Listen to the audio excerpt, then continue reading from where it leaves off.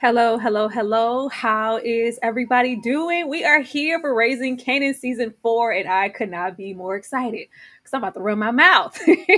Get on in here. You already know what to do. Be sure to hit that like button. Be sure to share your thoughts on this episode and how you felt about it. And you know we're going to correspond all up and through here. Show us some love on every single person's platform. You know, my partner in crime backstage. And we also have a guest. We got a man here, y'all. We got a man here. Y'all know we love a good guest. So I'm really, really excited for that. But be sure to hit that like button and share y'all thoughts. Y'all know we love for you guys to participate. Not at all gonna waste any time. Gonna bring my girl out first. Ashley, how are you feeling? Are you ready to get all the way into Raising Kanan? Because baby, I know she got some stuff to say.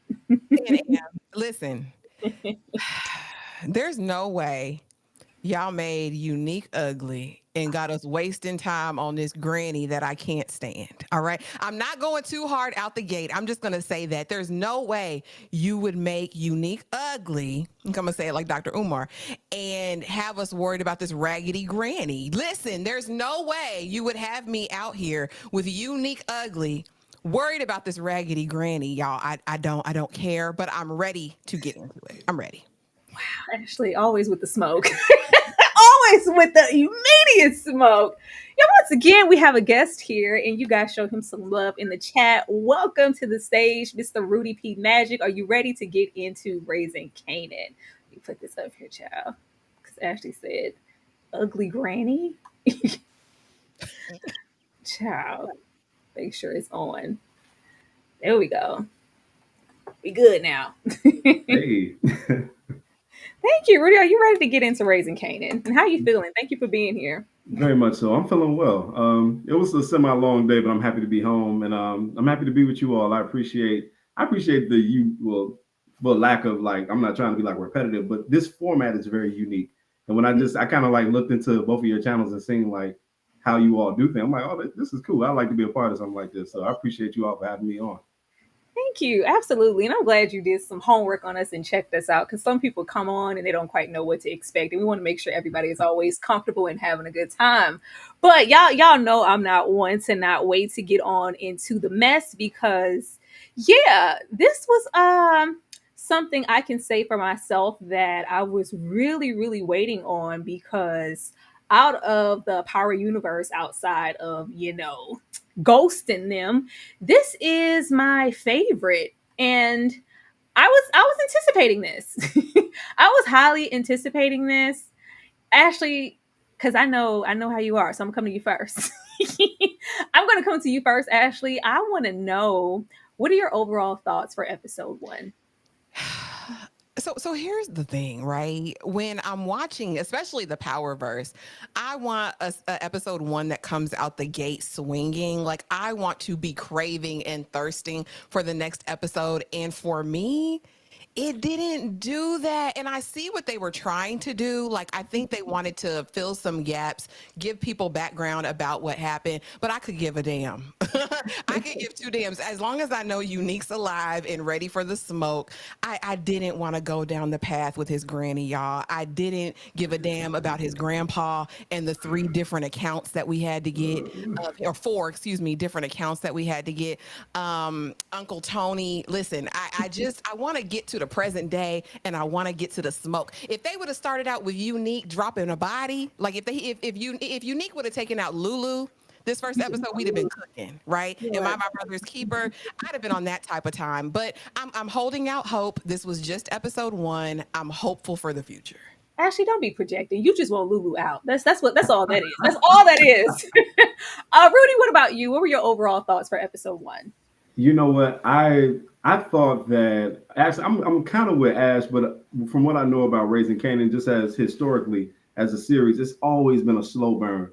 This has been a series that you have to sit back with it to truly enjoy it, and like it's like taking it all in these different, like, people who are watching now who've never seen Raising Kanan, if they watch from season one all the way through three, they're gonna have an appreciation that we didn't necessarily have when we were first watching it.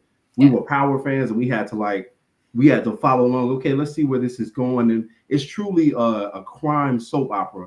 It's not like Power Ghost, even the original Power series. These series are moving like very quickly. It's at a rapid pace.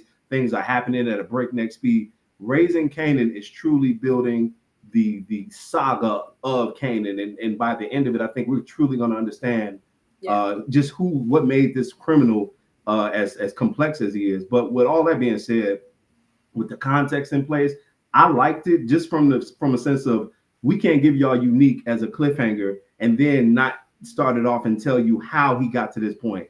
And if you people last season, I think when Ronnie was going right, matter of fact, the episode where he so-called killed his brother, he had flipped that car to Early Tyler. So he mentioned Early Tyler by name, and now you see Unique it coming back full circle. Early Tyler is the person that is actually that he leans on in order to get him back on his feet to a degree.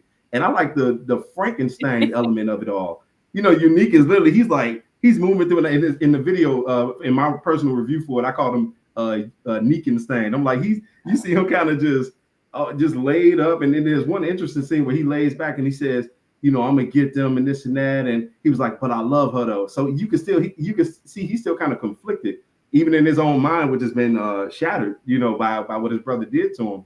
And that energy that he had for his brother, I think the main thing is that by rocking them, taking that away from him, more so than anything that Tyler revealed to him as far as, oh, she's taking over the streets and she's doing this, that energy was going to have to get out one way or the other. And by him not being able to take it out on Ronnie, it was inevitable he's going to take it out on somebody. So I like the prequel aspect of it. And then too, we never get flashback episodes in the Power universe. That's not something that they've historically, it's not like Walking Dead or something. If you was a fan of that, they used to give us those little episodes to like context builders. We've never gotten those. So that's what lets me know this is more of a saga. Like, it's more operatic, more soapy, if you will. It's not like these other Power shows. And I think that's what kind of sets it apart. Y'all look at Rudy clean. Y'all, girl, Ashley. All right, Rudy said, okay. With that being said, I'm here for a flashback. I'm here for investment. I'm here for all the nuances and touching on things. Like, we're not just going to jump ahead without giving y'all pivoted information to where the hell Unique's been and who took care of him and why. But I'm here for a flashback of maybe 10 to 15 minutes, not the entire episode. Not the entire episode. I feel like with these shows, especially the Power universe, it's so much of it in abundance. When you have your pocket of shows where I feel like this is the best one out of the bunch, You got to strike while that iron is hot. We are in season 4. Mhm. You got to come out swinging. And this was not coming out swinging for me. We came out and we sat back down for quite some time. This was not my episode. I had quite a moment of trying to find my pocket of what I liked and didn't like. Boy, it wasn't enough. It was not enough, but I know we got a whole lot to talk about. Let me get this super chat here from Demarcus Vaughn, who said, F Rock in my Ronnie Oh voice. Lord. Win at work. Win at work. Thank you so much, Demarcus Vaughn, for the $2. Most definitely appreciate you. Y'all silly. But let's see. Oh, we got another one here. Demarcus always making his rounds. Thank you, Demarcus. Okay, here y'all go with these super stickers. Don't pop like Thank this. you, Don't women pop like character glowing a big red heart. Thank you so much. Thank you, Demarcus. Much appreciated. Now, moving on to what I think was, I guess, the standstill in this episode. I don't even think it was Unique because we already knew that Unique was alive, so it wasn't so much to get to where he was mentally. This was the zinger for folks. It was Rock and us getting into her being pregnant with Unique's baby of all babies, and the choice she made. My question was, would she have made this choice if she knew that Unique was still alive? And we do get different growth out of Rock character with her saying, this isn't my first time. I've been to the chop shop per se before. And the way that she discusses it with her mother is given a sense of it wasn't, the most care hygienic, some left place that, she wasn't provided, natural care, or it wasn't done correctly. And it's something that lends to what we already know, like why Rock is the way she is. She's been through some things. But Rudy, I'm going to come to you first. How did you feel about Rock being pregnant, and what did you think about this baby? I want to answer the question that you asked about would she had let the baby, or would she had the baby had Unique been alive? I think if she stuck to her guns to being out of the game, I think she would have had it. But the fact that she re-entered the game, I think it was inevitable. She would have done what she had to do. And who's to say she would have even told Unique, who she was? I mean, even while he was alive, or while she, in that short moment post romance, she thought, she still thought he was alive, but she still chose to go another way. She knew he wasn't going to leave the game. So Unique was never in a position where he was going to be a civilian, or just a regular Joe Schmo. So I think they did this to truly give us insight into like Rock's the seedy nature of her mind and her perspective. This is someone who had her son shoot his father, and then later just flipped it back around and killed his father in front of him.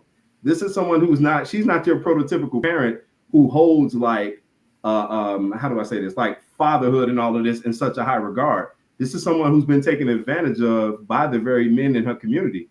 Remember when Howard was messing with her and all that? Remember she was like in high school. Yeah. Right. So this is someone who has been through things, and so her perspective on parenting and parenthood in general, it doesn't necessarily even include that the other half, if you will. So I don't even know if Unique was alive, she would have even told him.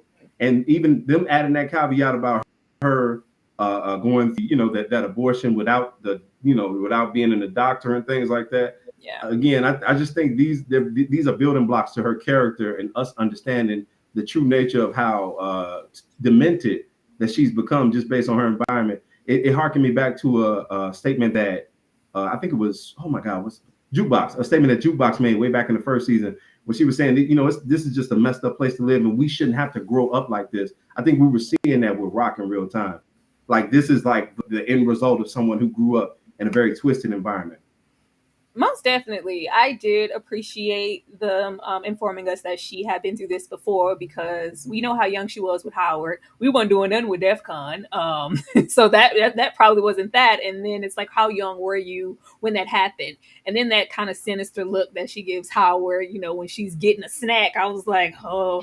But just that she could go through that and mentally departmentalize and be able to, take Malcolm out in the end. It just says a whole lot about Rock and her character. But this isn't shocking. Like, as for would she have made the same choice? Absolutely. I think Rock wouldn't even said nothing. Knowing Rock, like, ain't got time for this. We don't have a baby. What? No, I'm barely holding on to Kanan. He don't want to listen to me. I think she would have made the same choice. I don't think it would have made a difference. I just this was, hard hitting, but it was also kind of a double-edged sword for me because we already knew. I don't think anybody walked into this episode like, oh, Rock kept that baby. How long we gonna have to go through? Like, Rock ain't keeping no baby. We knew before this episode went off that we was going to abort that mission.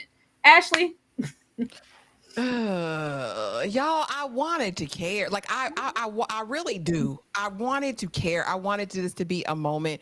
I mean, if it didn't do anything else, it further lends itself to who Rock is as a person, like the callous nature of her, right?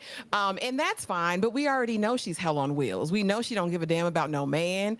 The only thing she's ever really shown some real legitimate care for has been Kanan up to this point. I think if you look at it that way, it could be interesting thinking about this unborn life and the love that she has for Kanan and how that might take her off her square if she has to worry about a brand new life, in the world. As far as if Unique had been unique during this time, you're right. He never would have known. Because let's be honest, like, and he even goes to, she does this to all her men. And oh boy, Early was like, you were never her man. Like you were you put a lot on that, did you? man. Like, has Rock had a man? Like, she didn't mess with some people, but has she really had a man? He never would have held that. I could have waited to see this to episode 3 or 4. I don't feel like I needed that out the gate. I really wanted to see the aftermath of dropping these bodies. The street have new bodies, right? I wanted to see the aftermath of that. I didn't, like I said, and I'm not mad at a flashback. I just didn't want it in this first episode. Like, give me a 5-minute flashback, okay? Give me a 2-minute flashback. I don't want to go 3 months and work my way back to the beginning. Give me the fallout. That's what I wanted. But yeah, we gonna see Rock, and I think we'll just further see her descend into her sinister villain era. Because I want to see her go balls to the walls this season. I want her to be even more treacherous than we've seen her before. I think, and no, we did not need this 3 episodes in, Ashley. That means we would still be in the flashback. I think they wanted us to know, like, whoa, like Rock not only has a lot going on, but you went through this, and then y'all went and took out Howard and the Ronnie situation. Like, this is a lot. But let's not act like, oh, not Rock. Like, who, if not Rock, who else is going to be moving like this? It's Rock. This is very, very on brand for her. But I did like that moment of her kind of leaning in on Kanan, coming to the bedroom, like, I still love you, son. And she's just really touching on motherhood and what it is to be a mom and reflecting because she did have to go through this. But I wouldn't expect anything less from her. Thank you so much, Dane, for the $2. Said Unique is breeze. He breathes past death and peace. Dane, you know how bad I want Unique to be breeze. You know what? I don't even care no more. I don't even care no more. We gonna see Breeze when we see him. I thought Unique was Breeze too. I really did. I'm convinced Unique is completely different, and Breeze is a whole new character at this point because we just can't. Once again, Dane, thank you so much. They use Chat GPT for 50's voice. He's saying nothing. Did they? I mean, at this point, like you know, 50, he got to do his little voiceovers in the beginning. Thank you so much, Dane. Got DeMarcus here with the $5 who said, "Why Unique look like Rocky from the movie Mask with Cher?"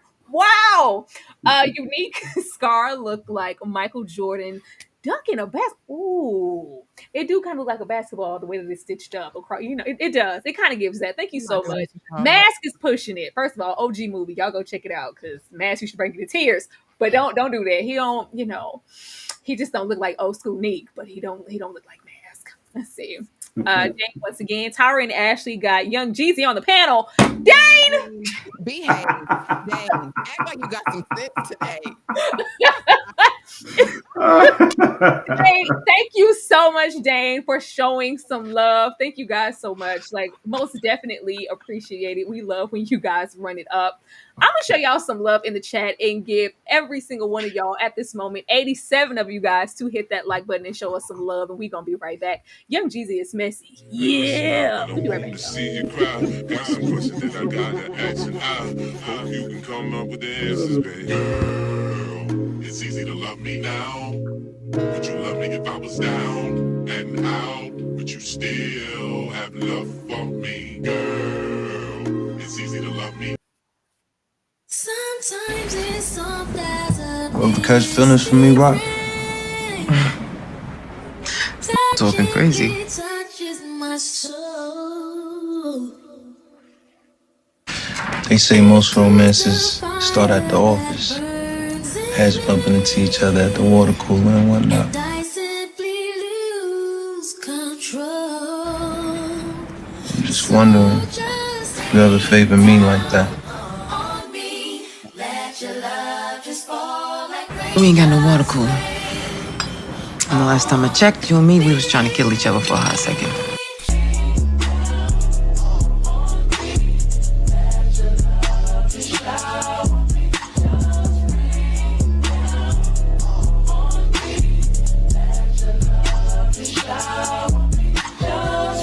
But you know what they say, it's thin line.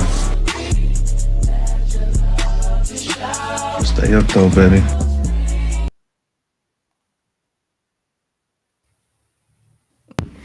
Thank you guys. Thank you guys so much. Jane just got to be messy. I love you though, Dane.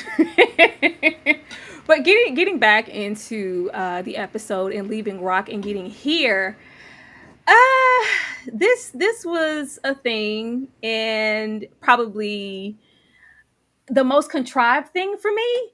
Not that I didn't want to know what happened to him, where he was, and how we even got to the point of being in the warehouse to see these murders take place. But my whole question in the beginning was like, who the hell is he going to be mad at? Not knowing he was going to be in the state. Like, it was Ronnie. Ronnie took you out. Who are you coming back? All this trailer and this action. You going to get revenge. And I ain't never felt more alive. Like, who to smoke for? I feel like this is disassembling everything that we've already been through with him.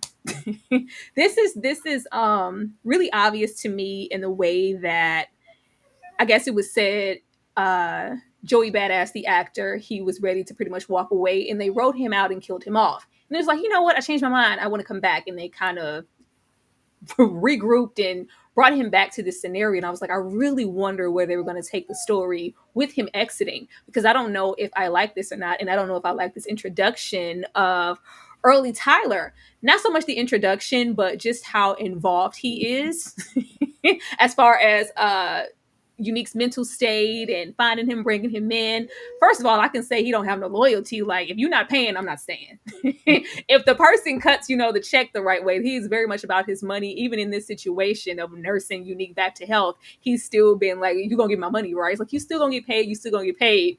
There's that, but I guess I can appreciate just knowing that Unique is going to be out here a hothead on the loose, and we're going to be dealing with some brain damage. The doctor makes it very clear, like, it's not that. It's going to be damaged, the personalities, and we kind of get that even throughout the time in this episode with him remembering certain things, conveniently forgetting certain things, and it's just kind of, I don't want them to play with it too much to where and when it's convenient for the script, oh, I don't even know how I got here. Well, yeah, you shot me. And then it's like, oh, it's you, Rock. Oh, yeah, you. Like, don't play with me. Don't play with it to the point that it becomes, very unplausible with where we are. But I'm gonna rock with it and let it cook. But we know that not Unique. Unique is going to be on the rampage and kind of insane at the moment because he's really out of it, believing that all of this was set up to take him out and take over the business. All right, Ashley. Yeah. So here's the thing. Like, if we're gonna get if he's gonna be our big bad this season, which I'm hoping we actually get another villain, I would have wanted Unique to have been in his right mind with his villainy. Like, I don't like this idea that this is the result of a TBI. You know what I mean? This is a traumatic brain injury, and he's acting out like, and everything is giving us the foreshadowing of, okay, he's gonna lose his mind. He's gonna do this. They're very angry. He's gonna present this way. I really would have wanted him to be methodical and strategic about whatever he's going to do if he's going to be our big bad. It's just, I felt like they were force feeding it down our throat. Like, we know he's injured. We know he's jacked up, but they kept kind of rehashing it. And I think we already understand what it is. I think we understood what it is after the vet or whoever it was walked out and gave the example of the German Shepherd. As far as early, I'm interested in who he is. We know he's here just for the money. He's just here for the bread at this point. But I want to know if he's smarter than what he appears. Like, is there an ulterior motive? Like, where is he going going with this. As far as what is going through Unique's mind, I'm really trying to make it make sense. Well, Rock does this to all her men, and even early reminds her, well, you weren't really her man for her to be doing all this to you. Well, I've made up my mind. And then we see him stalking everyone in the darkness. I just really want to know what his first move is going to be. So if that was the idea to put me on the edge of my seat guessing what Unique's first move is, they succeeded. But I just want more for his character. So I don't know. And then I'm wondering, if you have this traumatic brain injury, are you about to go? Like, how many episodes do we have left with Unique untreated? I just feel like we've been through the, back and forth. Like, we had just got to the smacks and them loving on each other last season. You know how long we waited for that? Like, now we're back to the looming in the shadows and him using this advantage. You're pretty much a ghost with everybody thinking you're dead. And we do have that looming situation in the episode where it's like, if I was a second earlier, I could have took Lulu out. And, just into his plan of I'm like, but I don't know. It's just causing a troubling feeling in me with where we're going with the season. But I will say I want to know how loyal, because he isn't, early Tyler is going to be, and for how long, and is he going to try to manipulate this situation even more to work in his favor? Because he could tell Unique anything right about now. Rudy? You know what? I love that we're having this particular conversation, because I think, to the point of the baby, that's why they dropped that little tidbit in there. I think that the baby is going to be the thing that, like, ruptures and, that, like, really gives this monster Unique that we're dealing with, this Niekenstein, is going to give him a little more humanity, because right now he only thinks what he knows. He's jumped to multiple conclusions, and we see him almost regressing. And I think that's what your point was, Ash. He's regressing to where, really, to a point that's further off from where he was in that first, in those first season or two, when he was more methodical and he was smooth about it, but he was still calculated, and he was like, okay, Rock is my op, and it's very clear. And he, we saw the little romance going to develop between them. I think that romance was really because he always really respected her. And, even though you can have people who you have disagreements with, or but it's like, at the end of the day, the respect is something that makes you desirable to me. It makes you attractive. But it was forbidden. And remember, Pernessa, even his lady, she even alluded to this when she was like, dude, okay, you cheating on me is one thing, but you're cheating with Rock. This lady shot at my son. He was, he's in the car. So that was, I think they put that in there to add to the forbidden aspect of it. Yeah. But you have a situation where this dude, we've never seen this version of Unique. And I think they're a little on the nose with the TBI. I actually did some theories and analysis on, like, just what a TBI is, how that makes someone, or clouds their judgment, rather, makes someone the furthest thing from the person that you previously knew, right? But Unique, now in this space, we don't know this version. We know him to be a calculated savage. We don't know an all-out just person on an assault who's just not thinking clearly. And that's really, it may seem like it's something that's going to work for him, but he's going to, and I think he referred to this about his brother. He's a bull in the china shop. So now Unique has usurped his brother from a spiritual standpoint, and now he's the new bull in the china shop. But people like that never last because they're not moving smartly. They're not moving. I mean, him being calculated really was his best. That was his best attribute, or his best quality. Now him being smooth was just cool. That was for y'all. You know what I'm saying? Rudy,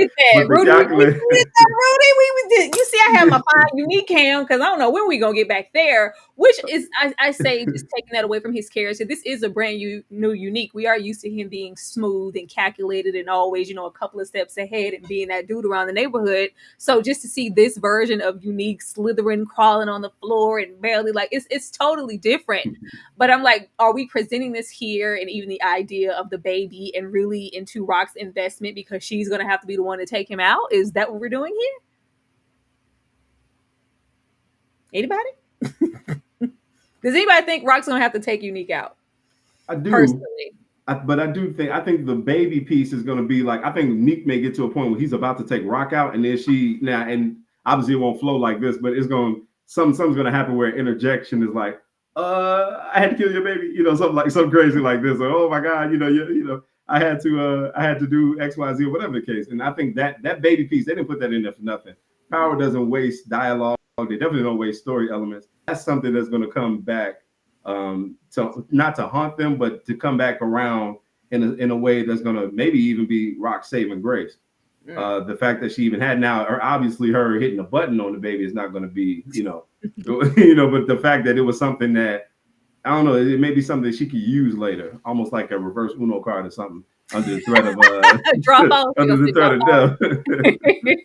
We'll see. Yeah. We'll see. This was probably my least favorite aspect of the episode because I still hate my mother. Why are we playing here? Why are we? I just a lot of this episode felt really redundant. Whether it was us like Rock being pregnant, oh that baby ain't gonna make it out of this first episode because we gonna abort that mission and we're gonna always choose whatever and this and us just kind of going through the family tree trauma and history that Grandpa Elijah left behind. I was like, why y'all treating us like we haven't been with these people for 3 seasons? We know exactly who Grandpa Elijah was. Us getting 3 different perspectives and how it impacted their lives. That didn't do a whole lot for me because it was just like, tell us something we don't know. The most this did was make me look that grandmother upside. I'm like, since when she nice, having tea, crumpets, and cookies and stuff and sitting and divulging information. And of course, we got into that later with, I'm sure, her diagnosis, which is maybe why she wanted to be so friendly. I was like, this is the first time we've seen her and she ain't begging for money and acting like she's old, do something. So this is odd. But Ashley, what did this do for you? We already know that the family is messed up. We already know that they have deep-rooted trauma. And we already know that Malcolm always had his own trauma. So when we have Kanan reach out, like, can I get into your family history, your tree? It's like, yeah, no, I don't want no connections to nothing. What are we supposed to do with that? We got to keep that on the hush. We can't even openly admit that you're my freaking son. Definitely can't do that. I don't want nothing from my mother. I don't care what you got to say. Grandma and Lulu and Marvin gave me their tea, but we already knew these things about Lulu and Grandpa Elijah. We already knew the impact in Marvin having to step up and thinking that he went out a certain way. The only fresh perspective, I guess, were the good things, and we didn't even hear too much of that, was from the grandma. But we know Lulu is a chip off the old block all the way down to the musicianship. It just didn't do anything for me. Ashley? And again, I think maybe that's another example of foreshadowing. We know that Lulu has tried to take himself out. They go back there again, him wanting to wrap his car around a tree. So maybe we're going to see him officially do that, at the end of it. I do think it was interesting, though, for Kanan, I guess, for the first time, seeming like he had his eyes open on who his grandfather was. And I am interested in how they're going to weave that in, because if we're going by Rudy's logic, you just said it, they don't waste nothing. They do everything for a reason. So I'm actually here to see how Kanan internalizes this and moves forward. We know it's about more than a paper. They spent a big part of this episode diving into these stories. Marvin's angst and anger, right? I love him, but I hate him, and I can never forgive him because he left us. Lulu's adoration, and I want to be just like him. And the mama, really him being indifferent to her.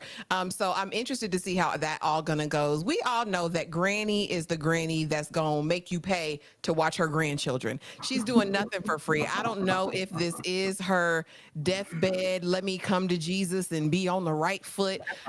But she never, I'm not your mother. I'm not going to judge you. I don't expect any. I'm like, are parents not supposed to have expectations for their kids? I do not like the grandmother. Even on her way out of here, she's sowing seeds of discord in this young man's relationship with his mother. It's already fractured. It's already strained, Granny G. We did not need you to come in here with that. But I am interested to see what Kanan is going to do with this newfound knowledge. Is he going to kind of pick up on some of the things from his grandfather? I don't know. Or is this really about what's to come for Lulu by the end of the season?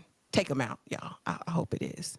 Yeah, them and it was meant to be sentimental, and we're still treading the same waters, and behaviors of Elijah the grandpa is gonna ripple through the entire family all the way down to Kanan. But it was like, tell us something we don't know.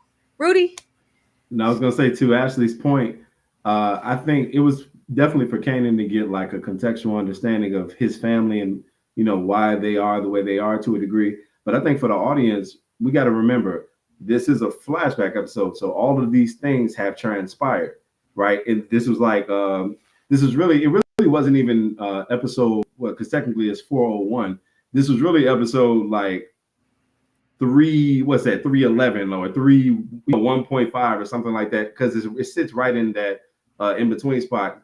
Season 4 really hasn't even started yet. So it's like keeping real, like so keeping that in mind. That part when like for instance when Lulu and it's such a great point. I love that they put his comparison in there when he's juxtaposing his own life to his father. Lulu at that time is in a mental hell or is going through mental anguish. You know, he's dealing with whether or not he should remain here with among the living or go the other way. You know, Lulu. So it's like, and we even see him because now we know Lulu is rehabilitated.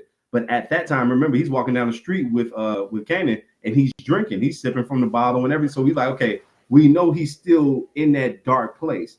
You know, even when the what's called the Spanish chick, I forget her name, Jessica, when she come in and when she come and see him, remember she's like, I think her whole point is, oh well, you know, you can't keep blaming yourself. Lulu was still in a place of self-deprecation, and so he's mirroring his own spirit by what his father did. And remember, throughout all of these stories, they all allude to the fact that his father, or that their father, you know, sought his own demise, if you will. Yeah. But they don't say what it was. It's not revealed what the Thomas. I think it's drugs. It may have been drugs. It may have been, you know, asphyxiation. It may have been any of that. Yeah. But the fact that they don't say it, I think, is that's an Easter egg in and of itself, because they're trying to let us know as viewers what the fate of the Thomas children may be. You know, to a degree, just by, and it's okay. We're gonna start with the patriarch. The sins of the father doom this family. Yeah. So now we have a contextual backdrop for, so when the little dooms come and you know, we get like 5 seasons of this. I think it may end at 5. Mm-hmm. So when Marvin's inevitable fate comes, Lulu's inevitable fate comes, and I hate to speak like that. Marvin is my boy. Marvin's soliloquy on his father was one of the greatest scenes. I tweeted about it. I was like, dude, we have to really give London Brown his flowers, because that brother is bringing it. Mm-hmm. The fact that he I mean, if you and I know this is primarily, you know, I know this is for the women, and I get it. And we all feel a way about our father here and there, you know, I get it. But as a young man, if you've ever felt like any angst, you could just feel where he was coming from. I truly coalesced with his sentiments when he was saying that, like, oh man, that's so tough. That's why I can't forgive him, because he went the other way. Man, that was a tough scene. But I think they're just trying to let us know the fate of the Thomas family children. Right. By giving us their father like that. I don't think it was just happenstance. Yeah. I'm sure it was that. If it wasn't drugs, then it's more so on the line with how Lulu tried to take his life last season. And because he was the most, you know, I can understand why he chose that route. And we already knew, you know, where Lulu was. So maybe that's why he chose to, you know, try to take himself out that way in that rehabilitation center. If it's not that, then I think it was drugs. There's something interesting about what Grandma says, though, when she's talking about Elijah and how, you know, he didn't like this world the way that it was, right? And so that kind of got me thinking, like, you know, a lot of these characters don't necessarily like the way things are. And I think it kind of begs the question, are you going to change it? Are you going to change the way things are? Or are you going to put yourself in a position to be eliminated? So I think it speaks to the fate as well. And I mean, I hope we see this season. What's going to happen? Just keep Marvin, please. Keep Marvin. You know, Lulu has been a chip off the old block, and if anybody has been trying to change the trajectory of the family business, it's been Lulu. You see what happened to him? Yeah. I don't know where we're going. Slow singing and flower bringing. If my burglar alarm starts ringing, now who gives a damn? I'm sorry. Get her out of here. Get her. I don't care. I don't care. We have a scene, you know, in that trailer with Rock crying, and maybe her, you know, standing down at the funeral. Maybe it's the mom. There were no bright spots with this mother. Yeah, well, it is the power universe. Who's a good mother? What's a good mother? But this isn't something that I'm like, oh, not her. The most it did was, you know, she's sharing a secret and confiding into her, either I think it's kidney or lung cancer with Kanan, and, you know, them keep this between us. And then eventually I'm sure we'll see that unfold within the season. But Ashley, did you care? I think that's a lot. The only thing that it did was piss me off because I feel like Grandma Joyce, is that her name? I feel like she is the most selfish person ever. Who puts that on a teenage boy? And you got to keep my dying secret. Don't tell nobody. So when she pops up dead, they're going to ask the questions. And well, she did tell me, but she told me not to tell. I hate that. Why would you do that to this young man? I feel like she is one of the singular most selfish people. I understand why every one of her kids damn near is trash, and I'm ready for her to go. Go on, let's have the ceremony. Girl, go on and get in the ground. I didn't like this. I do think this is going to hurt Kanan because for whatever reason, they want us to see that they're now going to be closer and have this relationship. But yeah, I didn't like that. I did not like that. I didn't like that. Don't do that to these children. Don't make them keep your secrets. I hated that, and I'm ready for her to exit stage left immediately. She could go to.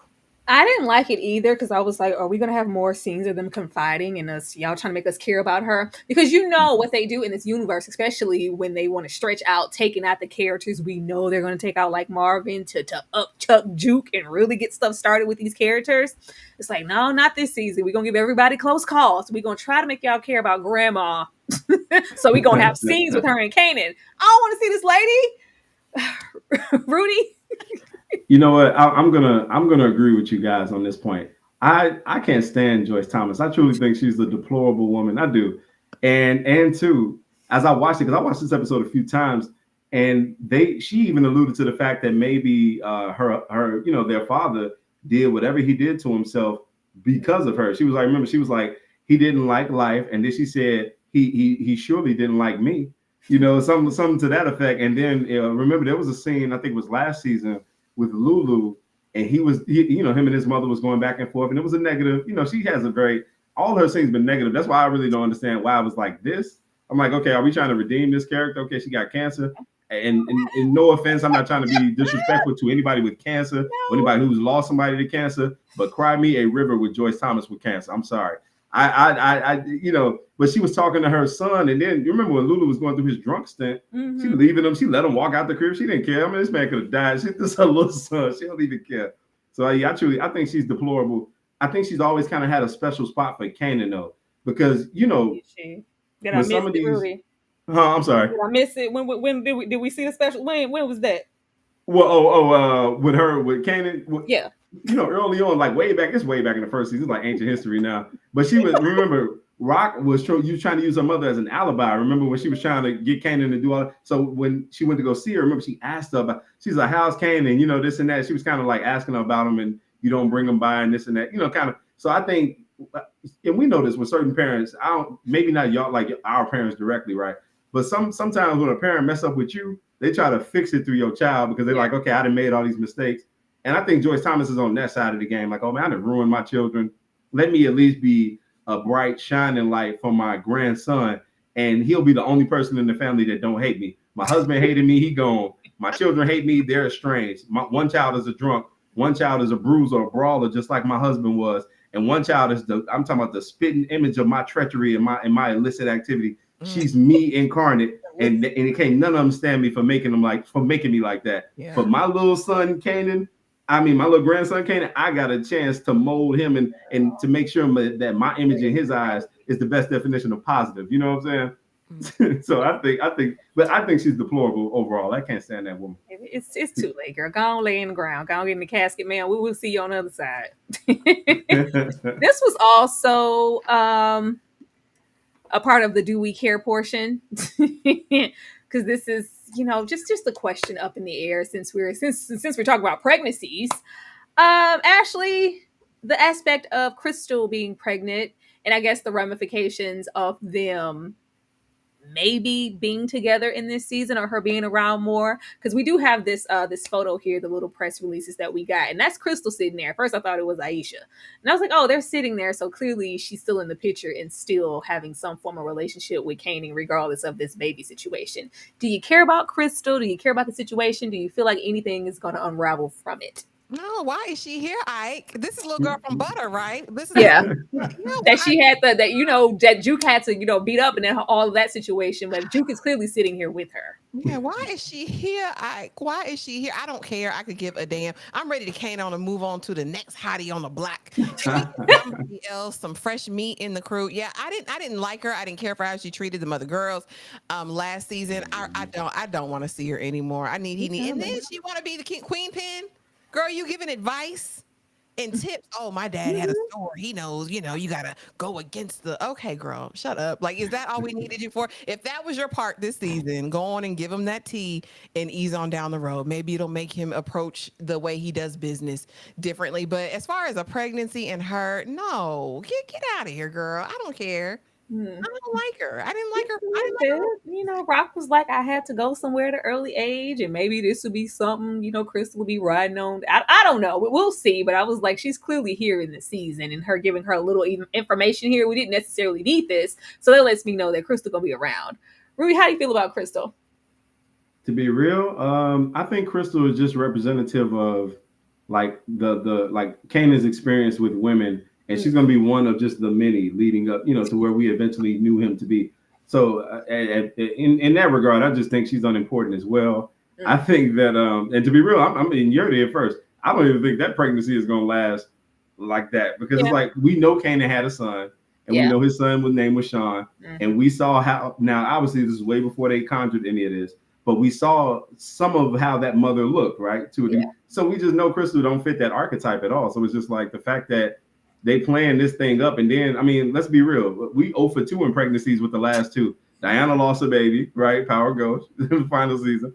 And now Rock, she just lost. I mean, now by her own admission or whatever. But she just lost a child. So it's just like I just don't think it's gonna last. I just don't see it. And then too, we got to factor in what does Kanan having a baby do for his story at all right now? Yeah, Kanan is where obviously in a younger, much more immature version, but he's where Ghost was. Ghost said, "I'm going to be the biggest drug dealer in New York." Woo, woo, woo. That Kanan is like kind of on that trajectory now as a very young pup. He's becoming the wolf before our eyes if he's not the wolf already. Because one thing we know about wolves, and I love that they use that parallel with you remember the junkie Sam, but wolves are a part of a pack, and then they have to branch off and go on their own to truly grow and to become ravenous, to become dangerous like that. And then that makes them all more dangerous if they ever link back up. Because now we a pack of wolves that have been out here by ourselves and we know how to survive. So I don't think him having a baby is going to domesticate him more so to make him more like that ravenous kind of wolf. So I don't see it even happening, to be real. Ain't having a baby. I'm waiting on the switch to happen. They need to come on. Thank you, Darvelina, for the $5. You said, are mothers worse in the Power universe or in the Tyler Perry productions? Oh, it's I mean, at least I think I ain't watched, it's kind of neck and neck for me. Ashley, this was your super chat. Which one? Darfelina, we appreciate you, girl, but why? I'ma say they worse than Tyler Perry because I don't think any of the mamas in the Powerverse done pimped out their child. I don't think we've seen that happen just yet. So I'm gonna go over there with Tyler. Tyler hates the mamas more than the Powerverse hates the mamas. But it's by a hair. It's by a hair because Tasha literally taught Tariq how to sell the dope. It's very ugly over here in these streets. Tommy Mama, crackhead. Yeah, but it's Tyler Perry by a hair for me. It is because my mama sold me for $10 in a fix. She sure did. I'll never forget it. She did. Was so great. She did. Oh man. Leaving the stuff that didn't matter. Let's get into who matters to me. Uncle Marvin, my fave. Like, stop playing. Speaking of stop playing with Marvin. With Marvin, it's always been a sense of if we're not having him catching bodies, because Marvin's the muscle. He gonna do the work that needs to be done. It's either that or he's trying to repair and be supportive of his relationship with Juke, or for whatever reason, we keep putting Marvin over here having these secret side missions and I can take care of it with the Italians. And it's grown stale for me. I really want a new narrative for Marvin, because we see this happen all the time. I got ideas too. I got ideas too. It's always giving G Money energy. It's always giving G Money, when I was on top at a point. I had to step up after, dad did what he did, and I was taking care of y'all up until the point I had my own substance addictions and did a little time, and Rock had to really step up, and now I'm out here under her. I have something to prove. I don't gotta check with my sister or nothing. I'm my own man. Yeah, I can roll up on the Italians and double down and do some threats for. But how often are we going to do this? We see this happen. Marvin does these little side situations in secret, and eventually this blows, it turns into a thing, and then Rock has to, come in and save the situation. And then you doing stuff like it's just kind of repetitive for me, and I want us to do something else with Marvin. Stop playing. Ashley. Yeah. It felt like Groundhog Day. It definitely did. And we know Uncle Tony is up to no good. I know he's presenting like he love Rock down real bad, but anytime you're going outside of the chain of command to get some work done, I don't trust you, Uncle Tony. I don't trust that hair. I don't trust them dark roots, and I don't trust you, Uncle Tony. I don't. And as far as Marvin, I just want Marvin to be smarter. We saw such an amazing arc with his character Growth. last season. Like, oh my gosh. I was like, Marvin, look at you trying to be a good daddy to your child. Like, don't you want to stick around for her? In this season, it's so ominous because I feel it. And you're right. Leave the YTs alone. Don't take no side jobs, Marvin. We've proven time after time you're not good on a solo mission, my guy. And this was a dummy mission. You're messing with a made man. He's not going to forget your face. He's not going to forget anything about you. Like, this is, again, it's like Groundhog Day. We've seen this happen. We see how it plays out. And this time, I don't think he's going to make it, y'all. I don't think he's going to make it through this. You know how much I would love for him to make it, for them to take Lulu, but we know that's not gonna happen. We already know where this is going. But I was just like, why would we go back here for a second and third time with the Italian situations? And I know Rudy gonna make sense of it. Why we here, Rudy? What's up? You know, I'm leaning towards where y'all are at with it because when I saw him do that, I was just like, like, dude, what are you doing? Because the last time Marvin helped the Italians do a side job, right? Now, granted, we do have to remember Stefano's position. Stefano's at the top of the food chain, so right under him was Baselli in that respective part of the East Coast, which was Jersey. But by him going around him and going to his son, and then his son getting hit. Now, the last time y'all did this, it started a war that Stefano didn't sanction, which is why Marvin was enlisted, or Rock really was enlisted, but she used Marvin to take Sal out in the first place because he created, or he decided to go forth on a war that Stefano hadn't sanctioned. And so we know he's the top of the food chain. Now, be that as it may, and I set that table like that to say, I think Marvin sees a little selfish ambition and a little selfish gain by going to Stefano, or by agreeing to work with him, because he's like, now I'm not going around to some underling. I'm working with the top dog. So by working with the top dog, now the stakes are higher. If you mess up with the top dog, you know it ain't gonna be no grace. But if you succeed, as we saw him doing this little mini mission, and remember now we are in flashback. So this has happened, right? So we have to keep that in the forefront. This has already happened. So by him doing that, now he's establishing his own kind of relationship with Stefano that will splinter him eventually from his sister, at least in his own eyes. We've seen how Rock can be when she get the power, and when it's like absolute. We saw what it did to Lulu. Lulu's entire foray into alcoholism and self-deprecation was because Rock made it very clear to him that she owned him. And I think Marvin ain't trying to fall into that ownership bag, or that, I'm not just a lap dog. I'm not just a muscle. I know how to move. I know how to think. No. And if I work with the big dog, that's going to then empower me. But my biggest fear with all of this is the minute you mess up, and I don't think it's going to take long, to be real. I think Marvin's going to get a job from him in the next 2 episodes. And I don't even think it's going to be long. Because I know we talk about how, Raising Kanan slow burn, but all that's real. But I don't even think they're going to play. And I think he's going to step in the proverbial stuff, and he's going to have to answer for that. And hopefully it's not with his life. It's not a fatal thing.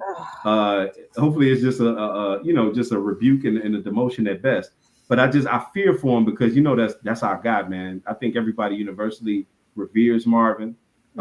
His humanity, as well as his monsters, have been hashed out before the world for the last 4 or 5 years, and I would hate to see anything happen to him, especially when he knows how it ends with them. And then too, I want to highlight to land my plane. Marvin, when he was speaking to Stefano, you remember he said something about, man, you Italians and y'all rules, y'all shoot, y'all got a funny way to do the rules.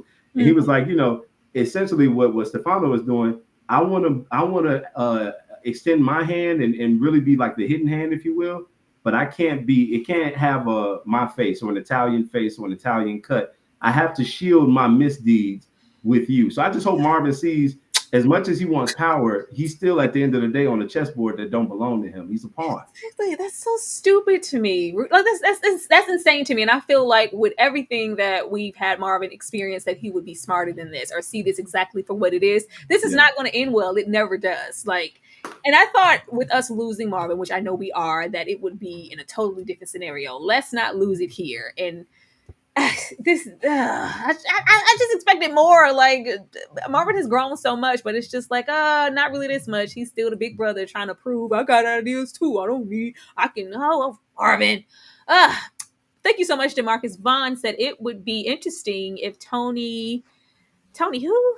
Teresi and Sammy were to look here, Hitman and retaliate on Marvin for attacking Tommaso. Child, don't give me the Italian names. I'm sure it will. Like, this is going to result in some type of retaliation. Even with him just rolling up on this man and threatening him in his locker room, that was one thing. Him rolling up and all three of those Italians seeing his face and he all cool, and I was like, what are we doing? What are you doing, Marvin? What are you here for? I just felt like that was insane. But what's not insane? Too, go ahead. Quick, I'm so sorry. Real quick, I want to say to your point, we do see him in the trailer shooting at somebody, some unnamed party. We do see him, so who's to say that's not a job that he's carrying out for Stefano that went the other way, I'm sure he's carrying out something, but it's like, it's going to be to your detriment. What these favors, like, exactly how is this helping you, Marvin? Because you're close, like, I'm in with when has the Italian Blacks crossover ever helped you? It always has a domino effect and trickles down to where Rock is somewhere pissed off because she got to clean up after you, and then she come and sun y'all. Like, I don't want to see that. I don't want to see that. Be a man. But we have 115 people in here. Make sure that you guys are hitting the like button and showing us some love. If this is your first time seeing Ashley, myself, or Rudy, go to those channels and show some love. Everybody's link is in the chat below. I'm gonna show y'all some love in the thing here, and then we're gonna come back. I just expect a little bit more from Marvin. I'm sorry. Do something else. See you cry. Got some questions that I gotta ask, and I hope you can come up with the answers, baby. Girl, it's easy to love me now. Would you love me if I was down and out? Would you still have love for me, girl? It's easy to love me now. Would you love me if I was down and out? Would you still have love for me? If I fell off tomorrow, would you still love me?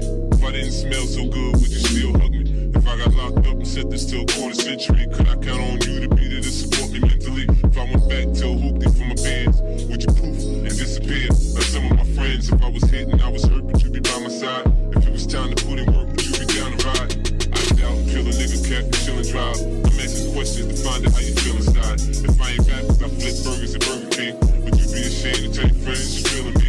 In the bed, if I use my tongue, would you like that? If I wrote you a love letter, would you write back?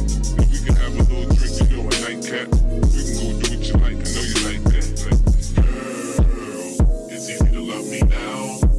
Would you love me now? Shout out to Bookworm 57 who said, "Bring Rudy back." No, that's right. Much appreciated. Thank you, Bookworm. I'm glad you guys are enjoying Rudy. We would love to have Rudy back. But getting here and leaving my main man Marvin, because I'm just not. I can't say that I'm excited to go on this journey with Marvin. I just expected a little bit more with how far we are in the seasons here. This was, Juke here.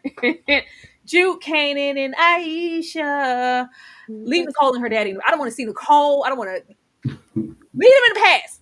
I don't want to hear nothing about Nicole or see her daddy. Please, please. Like when I tell you I'm sick of that, I am so sick of that as far as Juke's arc is concerned. After this first episode, I don't want to hear Nicole's name or that daddy uttered nowhere. Unless he just gonna come out and expose himself for the op that he probably is. Let's just leave it there. I don't want to hear from those people at all, not even a little bit. I was not at all surprised here with Juke in the situation and meeting Aisha's parents, and there's always going to be a moment because of her background and things she knows and things that y'all know about Juke. Like she's always going to feel inadequate because there's expectations of what are you doing with your life, what's your family like, where are you going, like what, just like it's none of that. And of course we have this leaving off of what we got last season with her deciding to kind of date Butter because of what that was, and Aisha, other aspects of what that could be.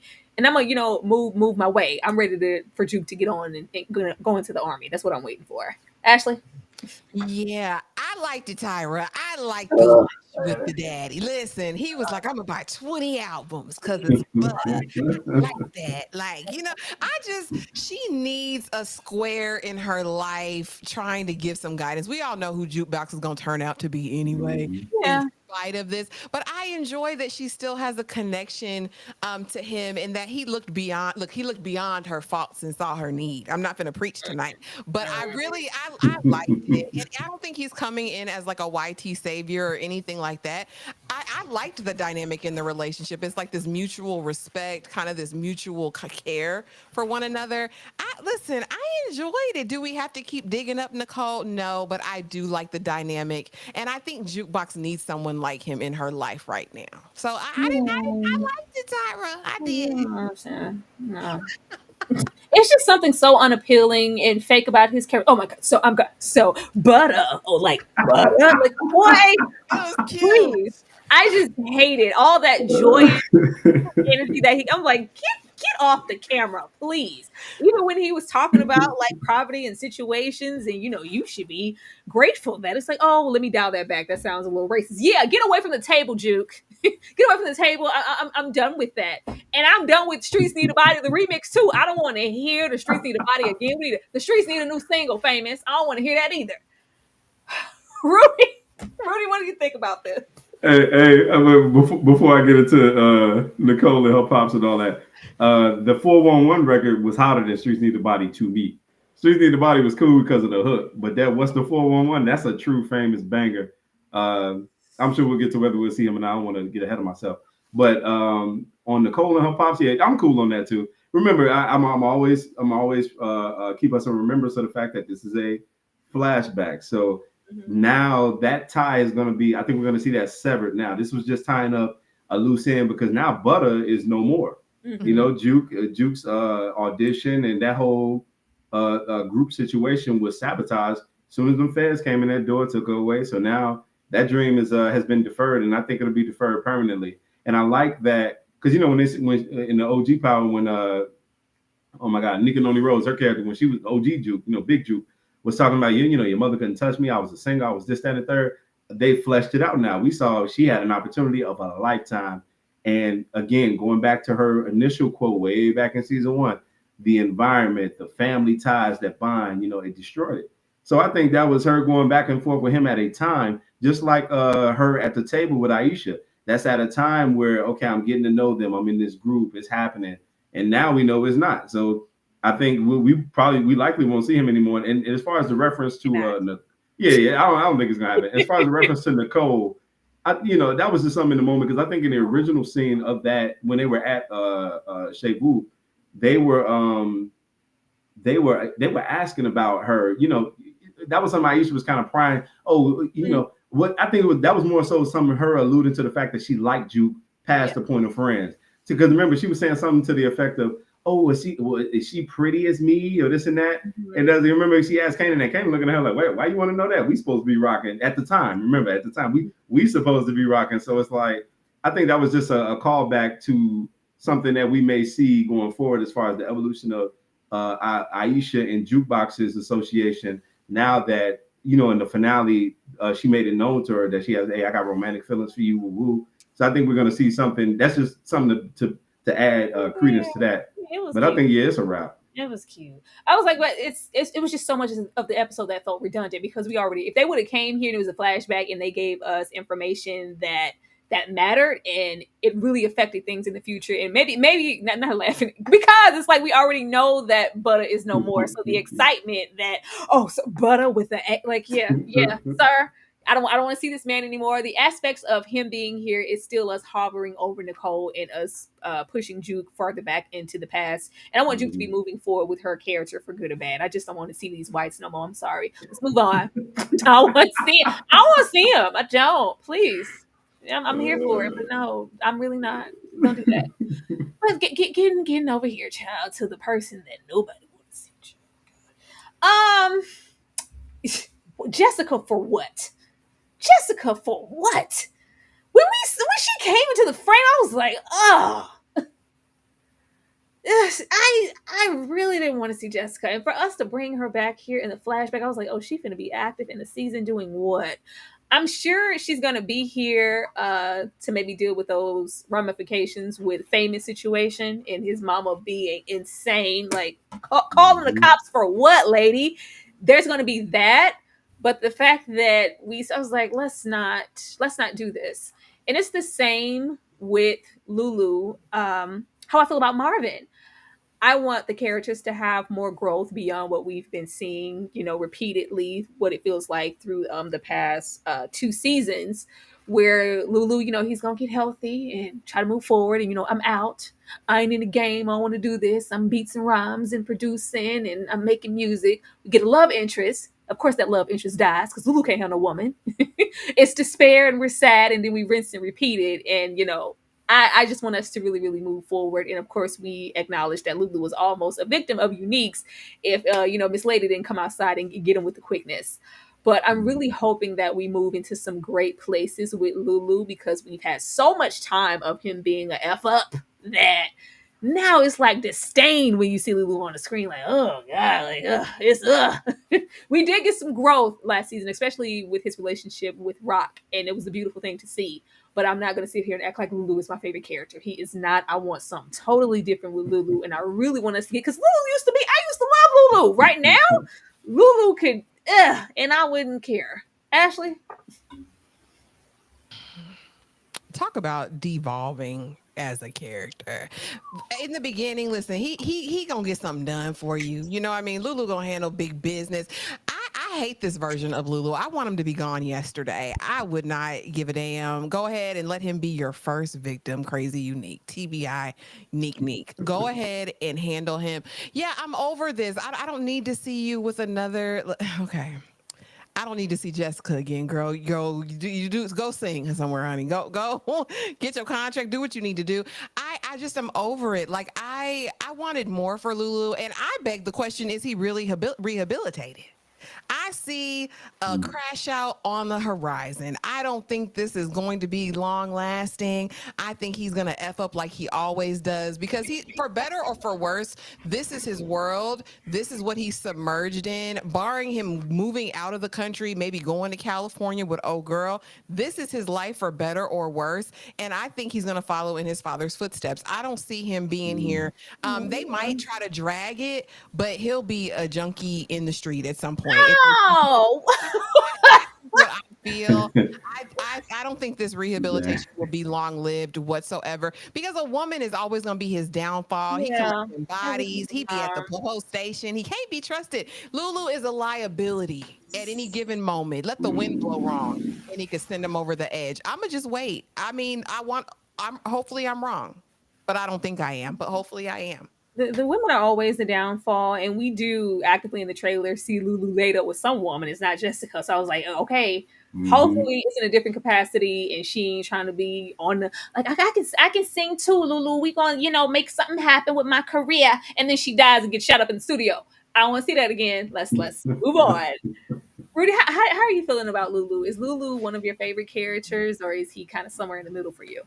You know what? I kind of see where y'all coming from because when Lulu first started, he was one of my favorites just because of how sharp he was. Yeah. The sharp Lulu is just he's instant offense, and it's interesting because now Marvin, who wasn't as sharp, has kind of evolved into the role that Lulu once held with his sister.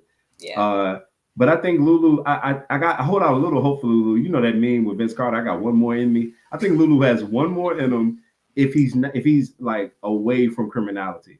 So I don't think he would get rehabilitated and all that. And him and his sister to finally hash out, have that come to Jesus moment, if you will, for her to like try to get him back in a criminal circumstance. I think we're going to see Lulu kind of move away from the underworld and more into like the music world, because now that he has his head on straight and him and his sister have worked past, at least on the surface, worked past their issues.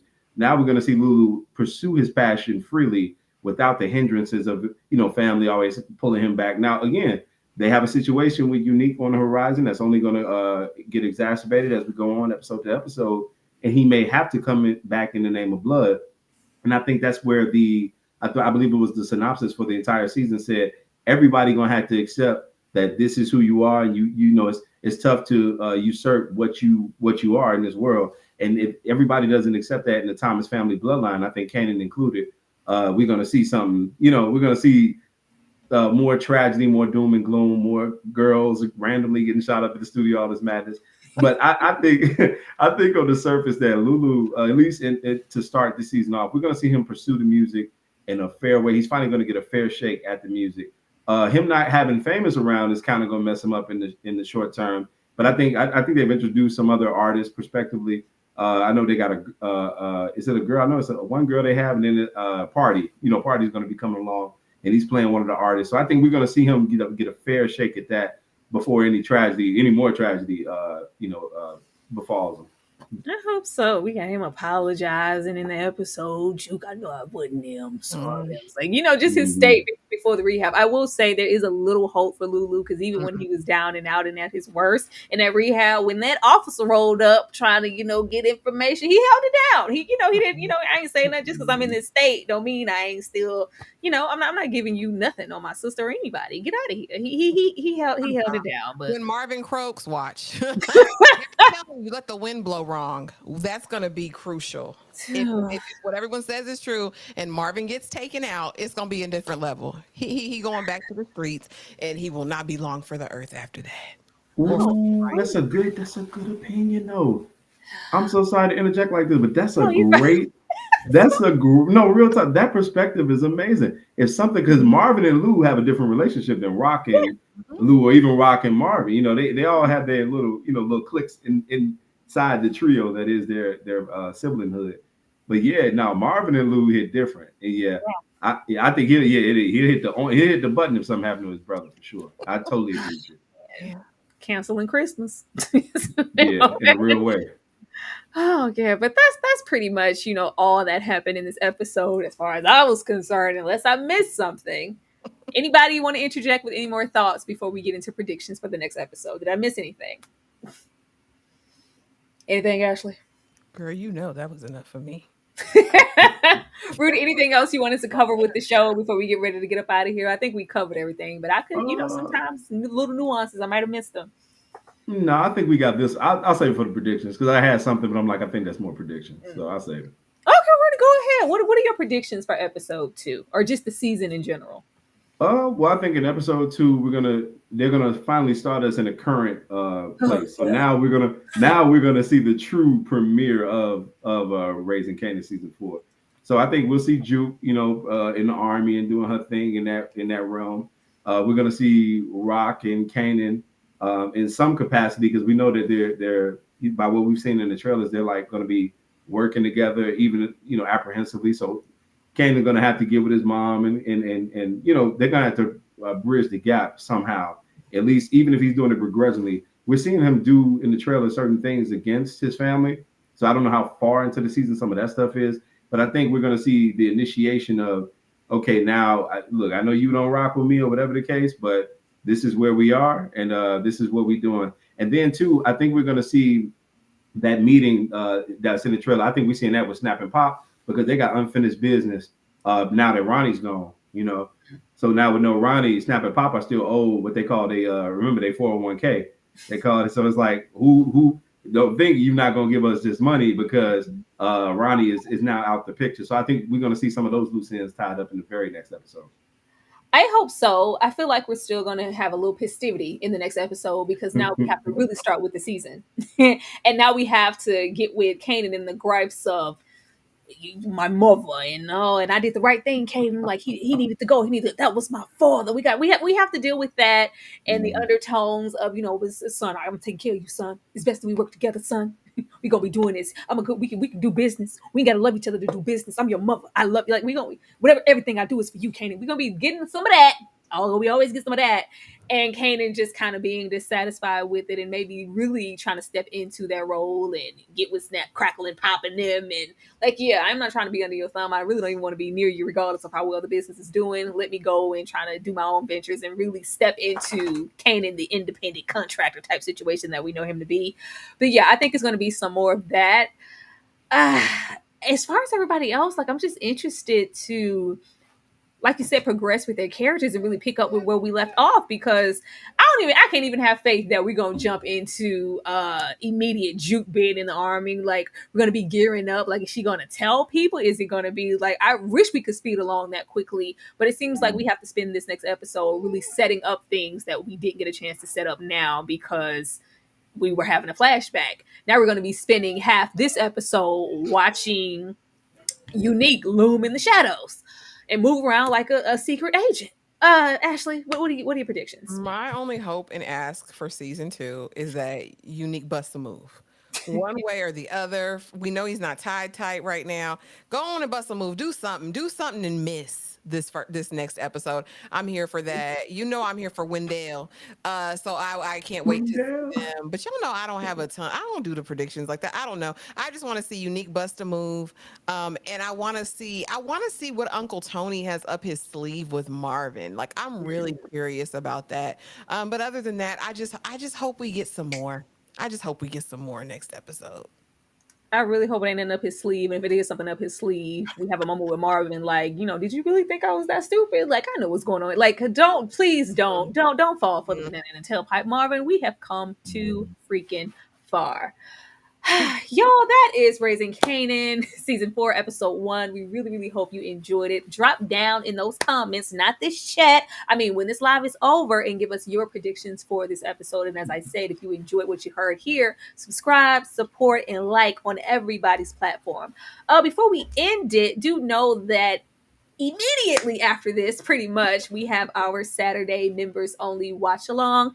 This week is Ashley's turn, and this is the film that she picked. If you want to be there to watch it, be sure to become a member of the Sweet Peas or the Struggle is Real to be a part of that. We would love to have you. I'm gonna run this, and then we're gonna come back, and Rudy gonna tell y'all what he got coming up and what y'all need to go do and run up the video. Paul, how can I answer that? The topic is Haiti, and she's talking about some little party. Hello, it was his 50th birthday. You ain't never seen a giant like this. Heaven, I just need to see this. Don't you let me slip, just say you do.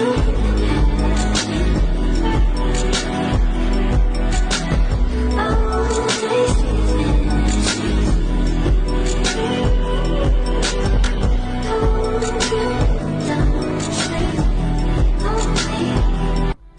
Hall, how can I answer that? The topic is Haiti, and she's talking about some little party. Hello, it was his 50th birthday. It's magic when a vision average days spent on the streets. Perfect when I tell you what you need. Demonstrate intimate memories. Every time I give you anything that the sense never seen.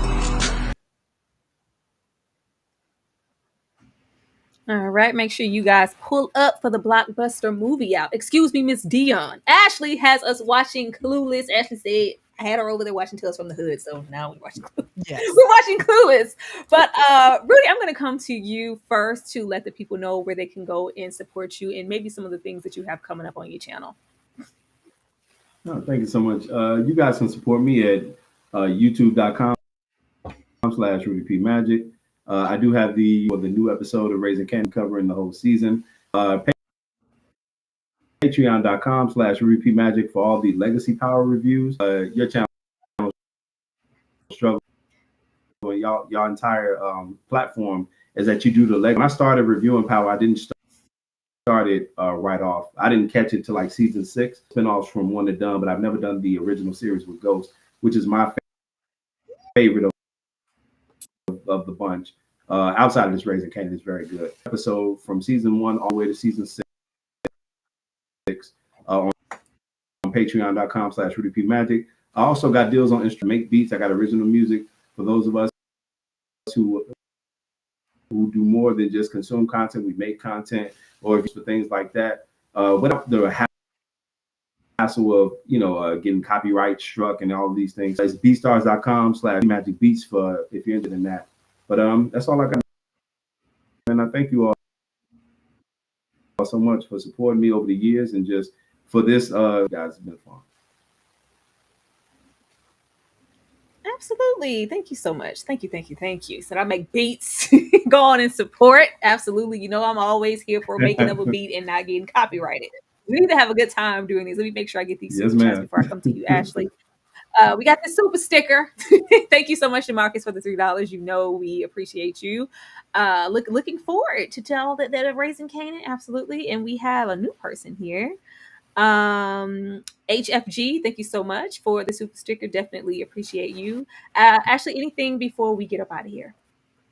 Don't forget that tomorrow we will be back to talk Beauty in the Black, and it's all the buzz over there on the TikTok, honey. They ain't like my video, so be here if you want an unpopular opinion on Beauty in Black tomorrow. And just make sure you're subscribed to everyone, and make sure you have that notification bell hit so you don't miss something. We have tons of new content coming throughout the week, so just make sure you're there. Don't be square. And thank y'all. Yeah, absolutely. And as I said earlier, y'all, I will be dropping soon my straight out of Compton review. If I'm gonna give y'all easy E, y'all gotta pull up in abundance, okay? Be sure to pull up on that video and support it front, back, forward, every single way that you can, and show me some love when that drops. I would definitely appreciate it. But we will see you guys next time for our next conversation about Raising Kanan. And the members, we see y'all in a minute for the Saturday night watch along. Everybody have a good night and thank you for being here. Bye, y'all.